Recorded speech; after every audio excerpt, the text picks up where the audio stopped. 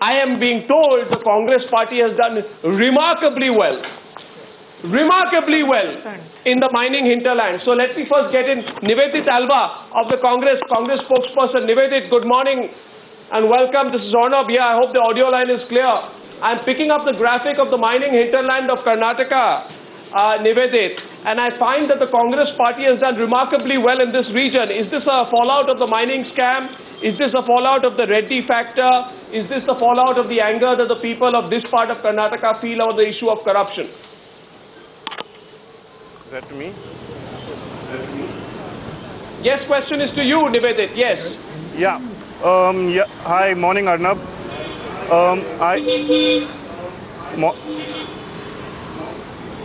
Hello?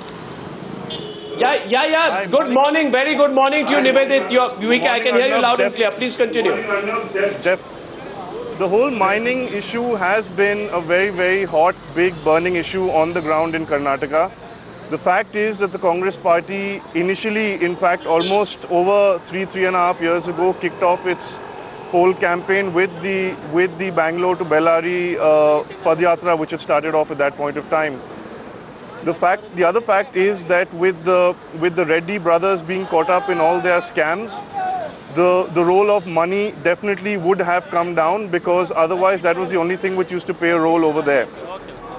It has now ensured a level playing field, and also the Congress party on the ground has worked very, very hard across the last 2.5 years to be able to get to this point. The trends are still early, but we believe that we will be able to get to the number that we require to form the government. Now, I'd also like to welcome Vani Tripathi. Nivedith, stay on with us. I want to invite the attention of the House to this graphic. I think it's huge and very significant, the graphic that we are now going to put out on the screen. Good morning, Vani. Good morning. You're not seeing the graphic there. I hope you've been watching Times Now, the rest of it. In any case, let me tell our viewers about this graphic. This is the mining hinterland belt. This is the area where the BJP got in the last time 42.59% of the vote. A remarkable performance last time. And look at the results this time. Look at the result this time. From 20 seats, down to 1. The BJP is down to one seat. Absolutely. We are getting a vote share of 34.29. I won't go by vote share stabilizing. Yet, stabilizing. Yeah. But 20 to 1, 19 of the 20 seats of the Bharatiya Janata Party in the mining area have been lost. Now, there are two ways of looking at this. One is that the allegations of corruption have been influenced the decision-making of voters. Second and most cynical way of looking at it is that there is no mining money. Right. The mining money. No. The absence of mining money has made a perceptible difference to the voter. Nirja. Why is Anil Lag, the big money bag being put up by the Congress, trailing then in that area? Well, good point. Manisha. I think early in the day, Lord Desai made this point that Rahul Gandhi wanted some kind of candidate. The Congress went in for Anil Lad and company. I think the clear message going out is that the Congress wants to keep its environmentalist face in the form of Rahul Gandhi on the back seat, and it wants to do business in the mining area. There is not just the Reddys, there is other kinds of capital invested here, and this region means not just Karnataka, but also a lot of Andhra Pradesh capital in the region. The Congress is going to keep the capital safe, and that's the critical message. There were patrons of the Reddy brothers in the BJP central leadership in Delhi.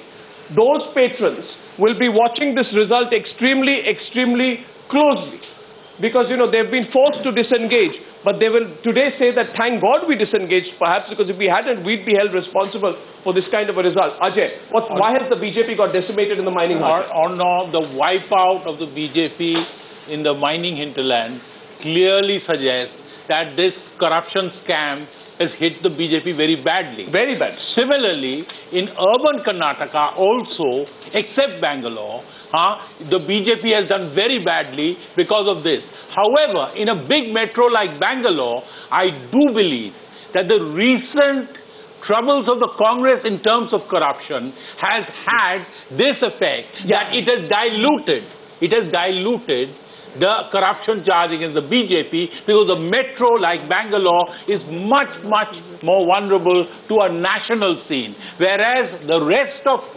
Karnataka, including the mining hinterland and urban Karnataka, is much. So corruption has been an issue. Definitely. Corruption. So therefore, what we have established through this, corruption has been an issue. Honorable, very nicely we can deduce it. Corruption has been an issue. Yeah.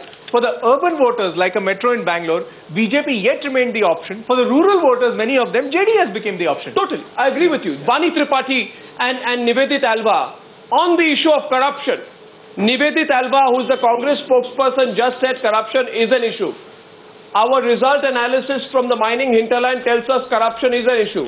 So Vani Tripathi, has your party totally lost the whole argument it had on corruption? Because the Congress party will go to town today. They will go to town and they will tell you, stop lecturing us on corruption when the people of Karnataka have punished you in a way that they have not done before. And what has happened in the mining hinterland shows they have punished you on corruption. They have punished you because of the mining scam. Vani Tripathi, has your party's entire argument on corruption been decimated with this result? Arnab, I'm very happy that the Congress will go into town, according to you, talking about corruption.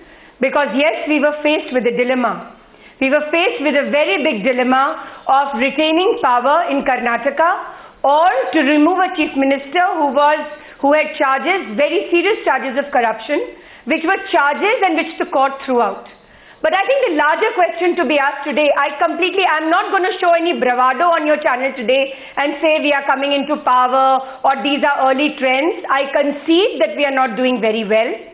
But we took a high ground as far as corruption was concerned. You had to be forced to act. Your party leadership was very diffident initially. If I'm not mistaken, Hartosh, am I correct? The Bharatiya Janata Party leadership was criticizing the media. You were forced to abandon the Reddy brothers. Please don't forget that. You did not do it by choice. Don't turn a compulsion into a virtue. No, but Hartosh, am I correct? They had no choice. Hartosh is just responding. Hartosh. We are not faced with that question today because the very media which is asking these questions today was crying wolf all the time when Mr. Yedurappa was faced with these charges.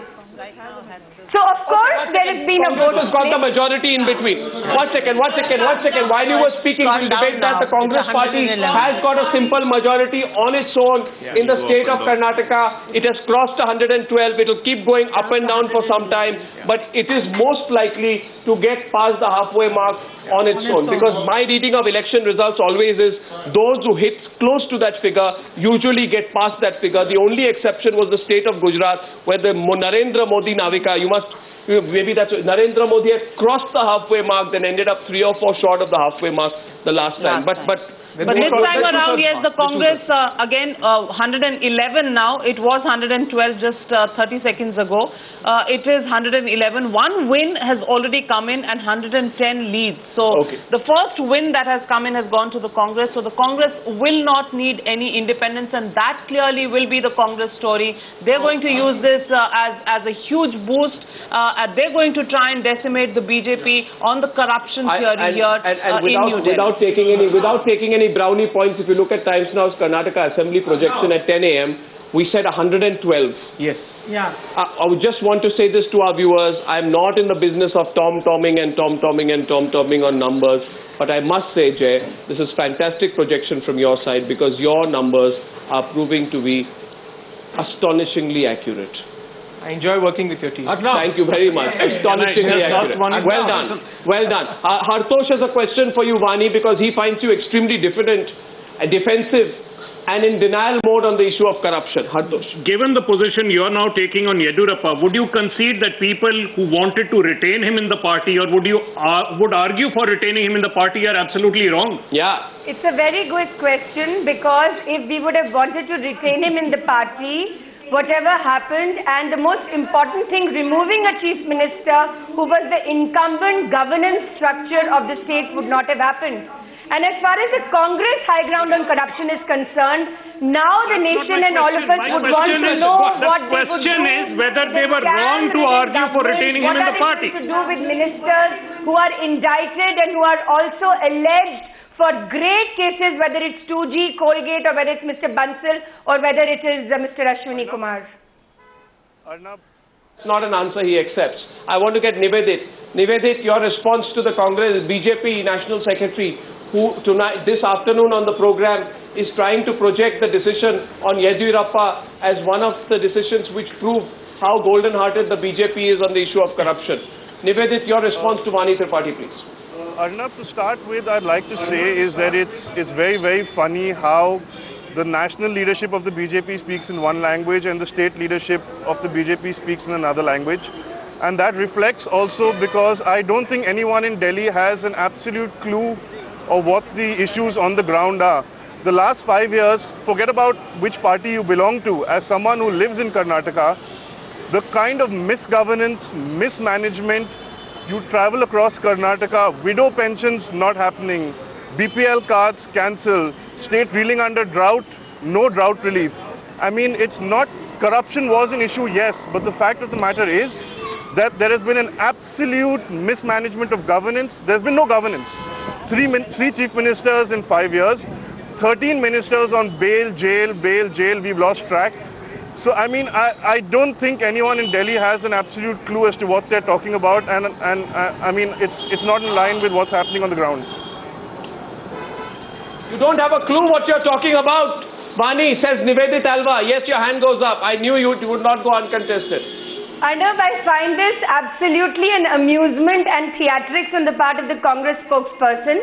If they win, it's fine, and I would congratulate them on this win, but I would like to see what they are going to do in Karnataka henceforth. And the fact that we took a moral high ground and removed our leadership, I want to see them do the same at the center.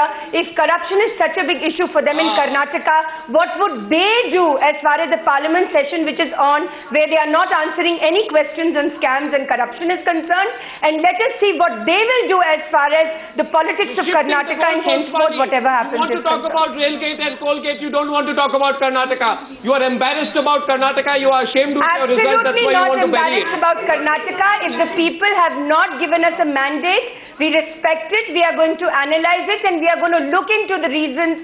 It is a split vote, not Karnataka will be a reason. We concede to it, Arnab. There is absolutely no shame in saying so. Madam, moral high ground is a word or is a term that you all learned from the Congress. The Congress did it in Maharashtra earlier. The Congress did it with regard to anyone who was blamed. So let's not go down that road, because we are pretty sure from what we've seen in Karnataka, as someone living in Karnataka, as to what we've seen. Thank you. Parliament on corruption right now. Madam, why are you scuttling the issue by not answering questions about your own ministers? When we have learned it from the Congress, that is carrying on at the moment, it is an issue. It is an issue which is in play, and that will lead to its logical conclusion. We are talking. You talked about the past. That is why I talked about the past. The national elections, where you will see where the mandate for the UPA will go. We will know it soon. The country is watching that too. Yes, I thought this discussion was about Karnataka. Yes, we'll see where the future holds and takes us. Vani Tripathi and NivedithAlva, thank you very much for joining us this morning. The Congress party is heading towards a simple majority. It's great to see young voices and new young voices emerging and speaking at the national level. And may I just say one thing most sincerely, Nivedith, that what gives greatest satisfaction to viewers like me, to journalists like me and all our viewers is the fact that in a state of Karnataka at the national level, we are seeing people in their 30s and early 40s now begin to represent, the national parties. I think that's fantastic. Kudos to the people of Karnataka and to the politicians of Karnataka for letting young people